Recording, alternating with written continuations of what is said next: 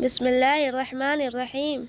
حضرت عبداللہ بن عمر رضی اللہ عنہما سے روایت ہے کہ ایک دن نبی کریم صلی اللہ علیہ وسلم نے نماز کا ذکر فرماتے ہوئے ارشاد فرمایا،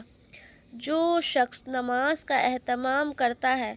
تو نماز اس کے لیے قیامت کے دن نور ہو گئی،